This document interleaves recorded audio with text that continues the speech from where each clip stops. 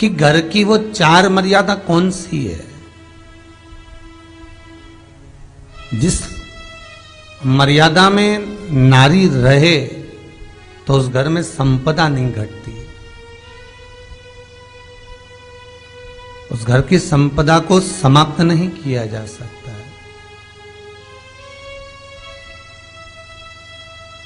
4 मर्यादा माता लक्ष्मी, मां सरस्वती के सामने माता पार्वती जी से पूछ रही है।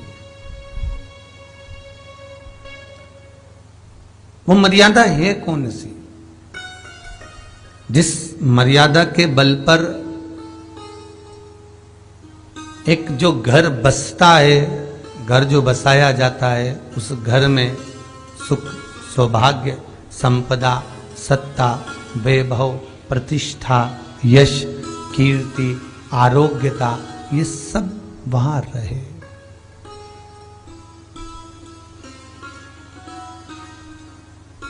पहला, मां पार्वती ने माता लक्ष्मी को कहा, अतिथि देवो भव।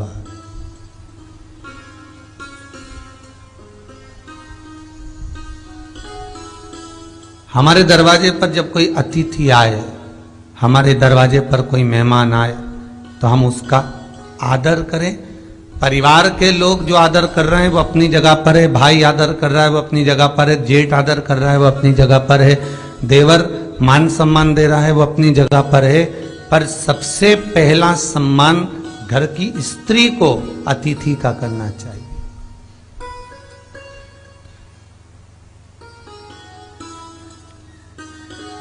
सास के मेहमान आ गए, पहचान वाले, बहुवन मालूम पड़े अपने कमरे में बैठी हुई है।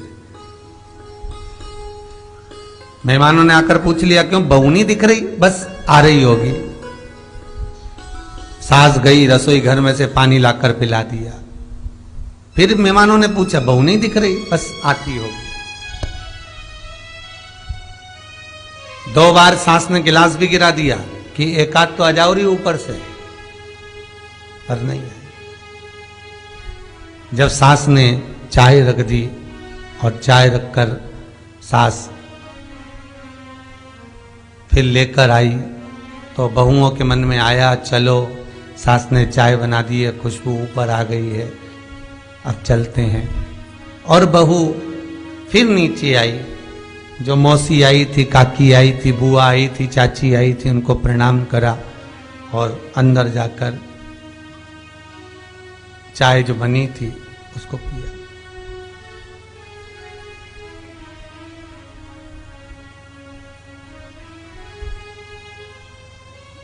एक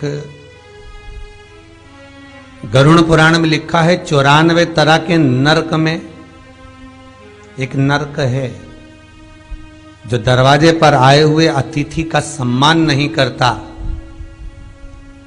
उसको जल नहीं पिलाता, उसका मान सम्मान नहीं देता, उसका आतिथ्य नहीं देता, उसके लिए भी एक नरक रखा गया है।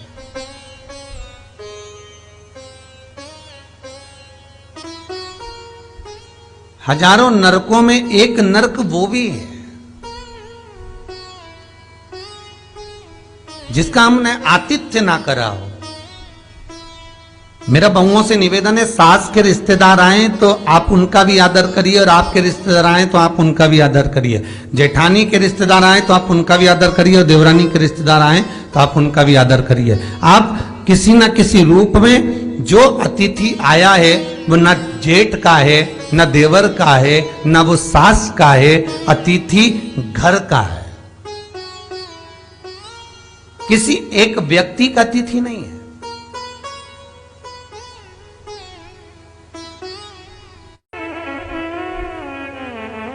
बड़ी बहू सोचे कि मैं घर की बड़ी, बड़े परिवार की, मेरे पास में बहुत धन दौलत, मैं काहे को गिनूं किसी मेहमान को। छोटी बहू सोचे मैं काहे को गिनूं, मंजिली सोचे मैं काहे को गिनूं, संजिली सोचे मैं काहे को गिनूं।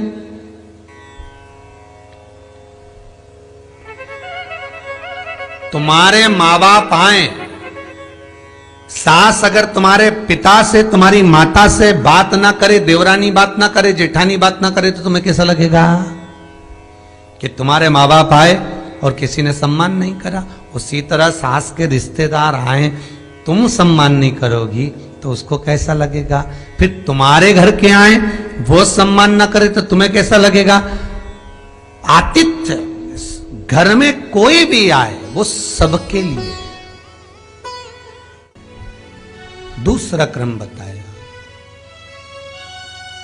घर के दरवाजे पर जो तुलसी का पौधा होता है, जीवन में सबसे पहले अगर दुख आता है, तकलीफ आती है, कष्ट आता है, बीमारी आती है, रोग आता है, कोई बड़ा घटना घटने वाली होती है, कोई बड़ा कष्ट आने वाला होता है, तो लक्ष्मी जी से माता पार्वती कह रही है, घर में जो तुलसी का पौधा होता है सबसे पहले घात उसी पर होती है। तुलसी का पौधा सूख जाता है, समाप्त हो जाता है,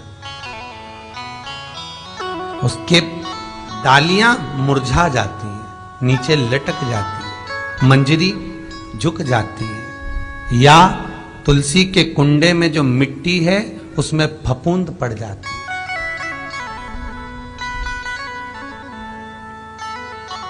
कितना सुंदर बात कही है महाराज। तुलसी के क्यारे में, पद्म पुराण, तुलसी के क्यारे में जो हम जल डालते हैं, वो जल हमने जब डाला और वो जल अगर नीचे गिर रहा है, उसका भी दोष वर्णन है महाराज, उसका भी दोष हमारे शास्त्रों में वर्णित किया गया। तुलसी के क्यारे में अगर जल डाल रहे हैं और वो जल जमीन पर बह रहा है, गिर रहा है, उसका भी दोष है। तुलसी के क्यारे में उतना ही जल दिया जाए जितनी मट्टी सोख ले, 2-4 8 बूंद पानी गिरे चल जाएगा। तुलसी के क्यारे में छिद्र रहता है, बूंद बूंद पानी टपक जाए वो चल जाएगा। पर तुमने तुलसी के क्यारे में जो जल भरा, लोटा भर भर के डाल दिया, और ऊपर से जो जल कुंडा भरा कर उलीच में से, अर्थात भराने के बाद जो नीचे गिर रहा है, वो दोषपूर्ण है महाराज, उसकी दोषता है।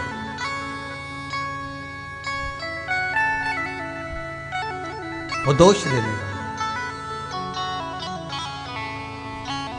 तो लक्ष्मी से माता पार्वती जी कह रही हैं कि दूसरा क्रम है घर में वैभव, लक्ष्मी, संपदा, प्रतिष्ठा, यश, आरोग्य को पाने के लिए तुलसी के क्यारे की आराधना, तुलसी के कुंड को नमन करना कर सकते। तीसरा क्रम कहा, घर में चाहे नल लगा हो, चाहे आरओ का प्लांट लगाओ, पानी का घर में छोटा छोटा आरओ प्लांट लगा रहता है, फिर भी घर के अंदर रसोई घर में एक छोटा सा मटका, मटका नहीं तो हंडा, हंडा नहीं तो बाल्टी, बाल्टी नहीं तो कलसा, पानी का भरा हुआ जो नारी रखती है, दूसरे दिन उस पानी को बाहर ढोल कर फिर वापस धोकर भर लेती है। मटका रोज धुलता है, हंडा रोज धुलता है, प्रतिदिन का।